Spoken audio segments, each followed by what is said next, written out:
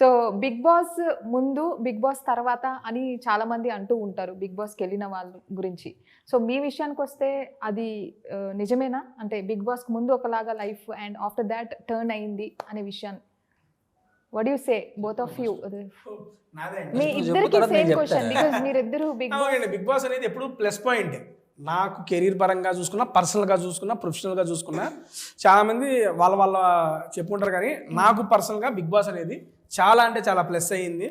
ఒకసారి కాదు 2 సార్లు వెళ్ళి వచ్చాను. ఎప్పటికీ బిగ్ బాస్కి విధేయుడిగానే ఉంటాను. సీరియస్లీ అది నాకు లైఫ్లో ప్రొఫెషనల్ చాలా హెల్ప్ అయ్యింది. బిగ్ బాస్ తర్వాత కొన్ని మూవీ ఆపర్చునిటీస్ వచ్చినాయి. అండ్ మెయిన్గా రీచ్ అండి. బిగ్ బాస్కి ఎందుకు వెళ్తాం ఎవరైనా కానీ, నేను యూట్యూబ్ వీడియోస్ చేసుకుంటూ ఉంటాను. యూట్యూబ్ వీడియోలు చేసుకునే నేను రెస్టారెంట్స్కు, అలాంటి రెస్టారెంట్లు ఆల్మోస్ట్ నేను బిగ్ బాస్ తర్వాత ఒక 20 దాకా ఓపెన్ చేసిన. ఓపెనింగ్స్కి వెళ్ళాను. ఎందుకు వెళ్ళాము? బిగ్ బాస్ వల్ల ఒక రీచ్ వచ్చింది. ఆ రీచ్ని జనాలు గుర్తుపెట్టారు. తేజ వస్తే మాకు బిజినెస్కి హెల్ప్ అవుతుందని ఆ రకంగా పిలిచారు. అదంతా ప్లస్ పాయింటే కదా. ఆ రకంగా చూసుకుంటే బిగ్ బాస్ అనేది నా కెరీర్ చాలా ప్లస్. వాట్ యు సే, మీరేమంటారు? యాజ్ యూజువల్గా నేను వీడు చెప్పిన దాంట్లో పాయింట్, మనకు రీచ్ అనేది ఒకటి మెయిన్ ఎస్టాబ్లిష్మెంట్. మీరు ఆల్రెడీ సీరియల్స్ అదే చెప్పబోతున్నాను. నేను ఇంతకు ముందు కూడా ఒక ఇంటర్వ్యూలో లైక్ మా టీజర్ లాంచ్ అప్పుడు నేను చెప్పడం కూడా ఒకటే, నేను అంతకు ముందే రీచ్లో ఉన్నాను. ఎందుకు? Top rated and blockbuster hit సీరియల్తో ఆల్మోస్ట్ తెలుగు రాష్ట్రాల 2 ప్రజలకి వాళ్ళ దృష్టిలో వాళ్ళ మనసుల్లో నేను ఉన్నా. రీచ్ ఉండి నేను లోపలికి వెళ్ళా.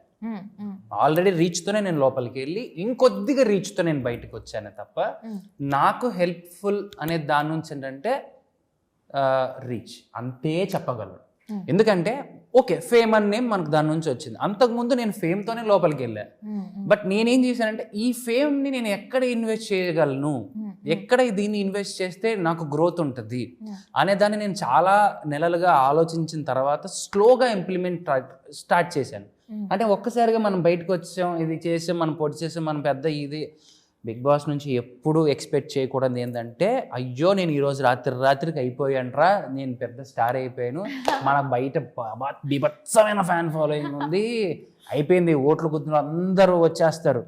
రారు. రియాలిటీలోనే బతకాలి. మనం ఏదైనా కొత్తగా సాధిస్తే, మనం ఏదైనా డిఫరెంట్గా చూపించగలిగితేనే ఎవరైనా వస్తారు. నువ్వు కనిపించి ఆల్రెడీ చేసి నువ్వు ఫ్రీగా కనిపించావు కాబట్టి వచ్చారు. ఆ ఫ్రీగా నువ్వు కనిపిస్తూ ఉంటే ఇంకేముంటుంది యూజ్? బట్ నేను ఫ్రీగా కనిపించేదాంట్లో నాకు ఒక కొత్తదనం నేను చూపించాలి. ఆ కొత్తదనం ట్రై చేయడానికి నాకు చాలా టైం పట్టింది. అందుకే లేట్ అయింది.